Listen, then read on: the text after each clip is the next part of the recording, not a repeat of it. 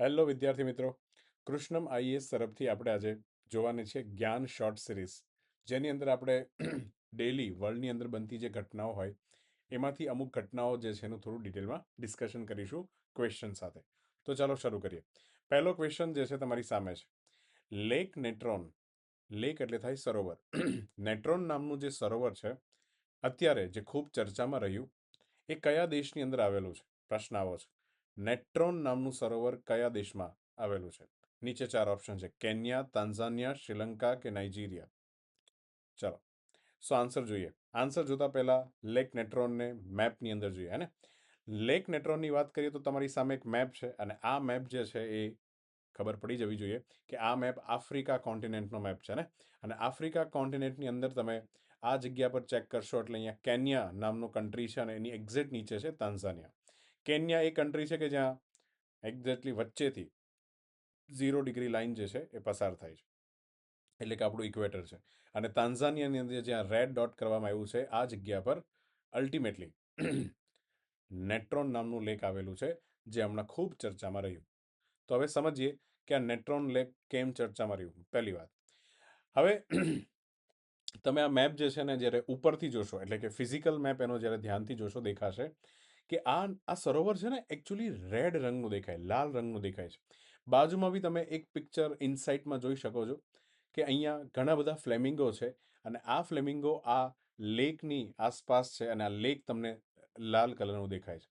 કેમ આ સરોવર લાલ કલરનું દેખાય છે, એની પાછળનું શું રીઝન છે, અને ફ્લેમિંગો જે અહીંયા ખૂબ આવે છે આ લેક ઉપર, હે ને, અને કેમ આ લેક ચર્ચામાં હતું, તો અહીંયા આપણું ડિસ્કશન જે છે આ જ્ઞાન શોર્ટ સિરીઝની અંદર આપણે જોઈએ. ચલો, તો સૌથી પહેલા મારા દિમાગમાં કેટલા ક્વેશ્ચન આવે. પહેલો ક્વેશ્ચન તો એ આવે કે ભાઈ આ આખું લેક જે છે એનો રેડ કલર કેમ છે? પહેલો તો લાલ કલર ક્યાંથી આવ્યો? બીજો પ્રશ્ન, આ જે ફ્લેમિંગો આપણે જે અહીંયા જોયા હતા, તમે ફ્લેમિંગો અહીંયા જોશો તમને આઈડિયા આવશે કે એ પિંક કલરના હોય છે. ફ્લેમિંગો પિંક કલરના હોય, તો ફ્લેમિંગોને આવો પિંક કલર કઈ રીતના મળે છે? અને ત્રીજો પ્રશ્ન, આ લેક, આ સરોવર કેમ ચર્ચામાં હતું? ચલો, તો પહેલો પ્રશ્ન એ છે કે ભાઈ આ આખું જે સરોવર છે એ લાલ કલરનું કેમ છે? આ સરોવરમાં લાલ કલર ક્યાંથી આવે છે? તો એનો સીધો આન્સર છે એક હેલોફિલિક નામના બેક્ટેરિયા. તમને અહીંયા ફોટોની અંદર દેખાતું હશે. હેલોફિલિક નામના એક બેક્ટેરિયા, એક સૂક્ષ્મજીવ હોય, માઇક્રો ઓર્ગેનિઝમ હોય, જે બેઝિકલી આ લેકમાં ખૂબ મોટી માત્રામાં જોવા મળે છે. આ બેક્ટેરિયા જે છે ને મીઠું પસંદ છે, સોલ્ટ પસંદ છે, મીઠું, એટલે એને સોલ્ટ લવિંગ બેક્ટેરિયા પણ કહેવાય છે. અને જે તમે જોજો કોઈ બી પાત્રની અંદર કોઈ બી દ્રાવણ હોય એની અંદર જ્યારે સોલ્ટ વધારે હોય, મીઠું વધારે હોય, તો એ કોઈ પણ લિક્વિડને આલ્કલાઇન લિક્વિડ કહીએ છીએ, હે ને. તો અહીંયા આપણું જે આ નેટ્રોન લેક સોલ્ટ વોટર, ખારા પાણીનું સરોવર છે, અને આ પણ આલ્કલાઇન વોટર ધરાવે છે. અને આની અંદર એવા બેક્ટેરિયા છે જેનું નામ છે હેલોફિલિક. આ બેક્ટેરિયાને કારણે એને બેઝિકલી લાલ કલર મળે છે. આપણે પીએચ સ્કેલની અંદર જોઈએ તો 3 પ્રકારના લિક્વિડ ધરતી પર જોવા મળે છે: એસિડિક, ન્યુટ્રલ અને આલ્કલાઇન. એમાં ચોખ્ખું પાણી, શુદ્ધ પાણી એ ન્યુટ્રલ એની અંદર આવે, જેની પીએચ 7 હોય. એસિડિકની 7 કરતાં ઓછી હોય, અને આલ્કલાઇન જે છે એની 7 કરતાં વધારે હોય. તો અહીંયા લેટ્રોન નામનું લેક જે છે, સરોવર છે, એ બેઝિકલી આલ્કલાઇન છે, હે ને. હવે નેક્સ્ટ આગળ વધીએ. બીજો પ્રશ્ન આપણા દિમાગમાં શું આવ્યો હતો? કે આપણા દિમાગમાં આવ્યો હતો કે ભાઈ આ ફ્લેમિંગોના પિંક કલરના પીછા જે છે, ફીધર છે, ક્યાંથી આવે છે? જો બેઝિકલી એવું હોય કે ભાઈ ફ્લેમિંગો જ્યારે નાના હોય ને ત્યારે એ પિંક કલરના નથી હોતા. ફ્લેમિંગો જે છે એનું એક ફૂડ છે, અને એ ફૂડ એટલે એને કહેવાય છે ક્રેસ્ટોસિયન. એટલે કે એવા ફૂડ જે તમે અહીંયા જોજો, જેમ કે એકનું નામ છે બ્રાઇન શ્રીમ્પ, જે ફ્લેમિંગોનું બહુ જ ફેવરિટ ફૂડ છે. પછી લોબસ્ટર, હે ને, શ્રીમ્પ, જે આપણે ખૂબ અહીંયા આપણા સુરતની વાત કરું તો ઓલપાડ પાસે ખૂબ મોટા પ્રમાણમાંની ફાર્મિંગ અને એગ્રીકલ્ચર બી થાય છે. સો આ શ્રીમ્પ જે છે એ એમનો ખોરાક છે, એ એમને ખાય છે, હે. સો અલ્ટિમેટલી આ બ્રાઇન શ્રીમ્પ જે છે એની અંદર એક આખું પિગમેન્ટ હોય, જેનું નામ છે કેરોટોનોઇડ પિગમેન્ટ. પિગમેન્ટ એટલે કલર. તો આ શ્રીમ્પની અંદર કેરેટોનોઇડ નામનું પિગમેન્ટ હોય, અને એટલા માટે હવે તમે વિચારો, આ બ્રાઇન શ્રીમ્પ જે છે, આવા બધા જે જીવડાઓ જે છે, આ જે જીવ છે, હે ને, જેને જોવામાં આપણને એમ થાય છી કેવું છે, પણ એ આપણા ફ્લેમિંગો માટે ટેસ્ટી ફૂડ છે ને. તો અલ્ટિમેટલી જ્યારે આવા જીવ જે છે એ ખાશે, અને એટલા માટે એની અંદર જે કેરેટોનોઇડ નામનું પિગમેન્ટ છે એ પણ એના શરીરની અંદર જતું રહે છે.